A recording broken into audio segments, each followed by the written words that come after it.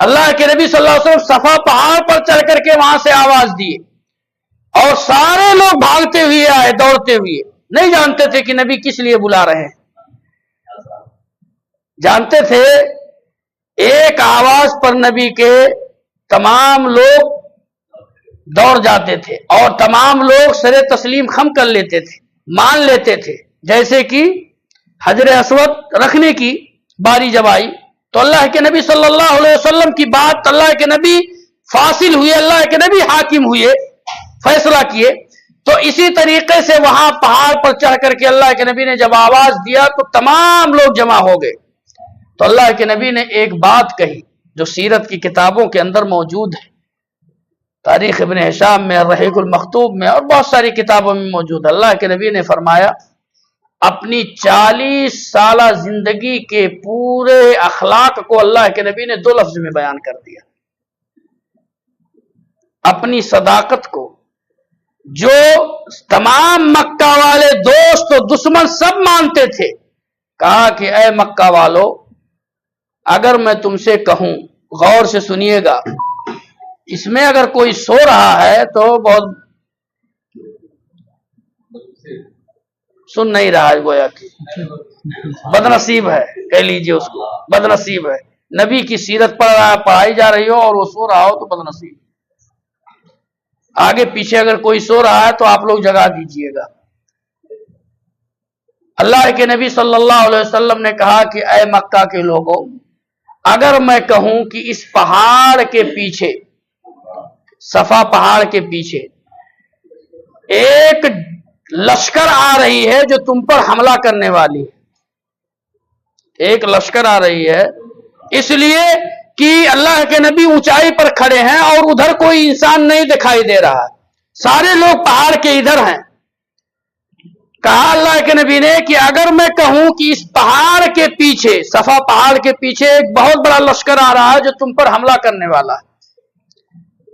تو کیا تم لوگ میری بات کو یقین مانو گے، میری بات کی تصدیق کرو گے؟ تو ان لوگوں نے تمام ایک زبان ہو کر کے 40 سال میں کبھی نبی کو جھوٹ بولتے ہوئے نہیں پایا، نعوذ باللہ، کہا ما جربنا کا کذبا، اے نبی صلی اللہ علیہ وسلم، کبھی آپ کو ہم لوگوں نے جھوٹ پایا ہی نہیں کہتے ہوئے، تو آج کیسے آپ جھوٹ بولیں گے؟ آپ سچ ہی کہیں گے۔ اس لیے ایک دائی کو، ایک مبلغ کو، ایک کیا نام ہے اللہ کے طرف بلانے والے کو یہ تعلیم دی گئی ہے نبی کی سیرت سے کہ سب سے پہلے پہل مکر، فریب، مسلمان اگر ہیں آپ اگر غیر مسلم کو دعوت دیتے ہیں تو سب سے پہلے پہل اپنے اخلاق کو سنبھالیے، تب اس کے بعد میں آپ دعوت دیجیے۔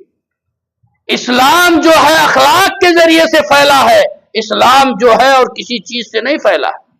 تلوار کی زور سے یا کسی سے نہیں پھیلا، اسلام اخلاق سے پھیلا۔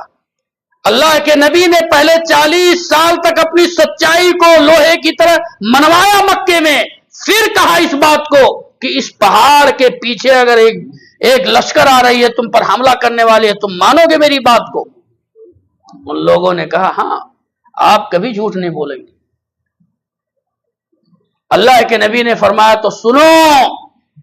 میں تمہیں اس سے بھی زیادہ، اگر وہ حملہ کیے تو اس سے بھی زیادہ خطرناک چیز کے بارے میں تمہیں بتانے جا رہا ہوں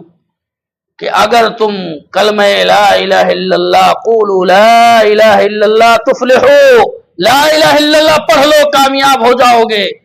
ورنہ تمہارے لیے ہلاکت اور بربادی ہے۔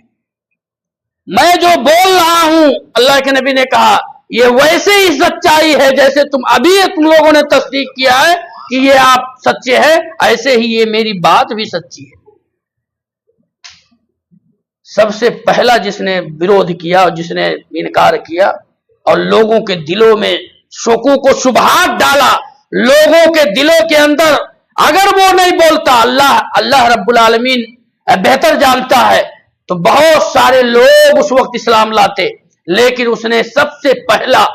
جس شخص نے انکار کیا اللہ کے نبی صلی اللہ علیہ وسلم پر، وہی شخص ہے جس نے نبی کی پیدائش پر اپنے لوڈی کو آزاد کیا۔ جس کی لوڈی نے نبی صلی اللہ علیہ وسلم کو دودھ پلایا. ہاں تو اللہ کے نبی صلی اللہ علیہ وسلم جیسے ہی کہے تیسے اس نے کہا تبا لک یا محمد اجمعتنا ھذا.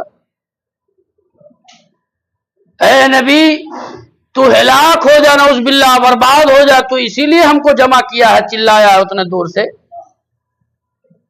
اللہ رب العالمین نے نبی پر سورہ مسد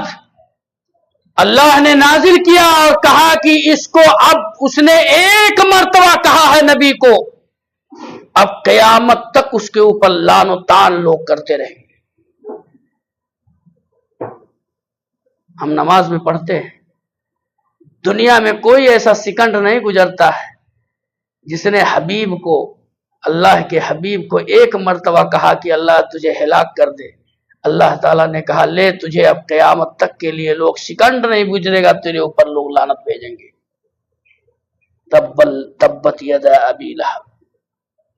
تبت یدا، دونوں ہاتھ ابو لہب کے ٹوٹ جائے، ہلاک ہو جائے، برباد. صرف ابو لہب کو نہیں بلکہ اس کے خاندان کو، خاندان کا مطلب اس کی بیوی کو بھی اللہ رب العالمین نے اسی آیت کے اندر داخل کیا. اور اللہ نے بتا دیا کہ اس کا ٹھکانہ ہم کہاں رکھیں گے، اس کو کیا عذاب دیں گے. اس سورہ کو پڑھیے.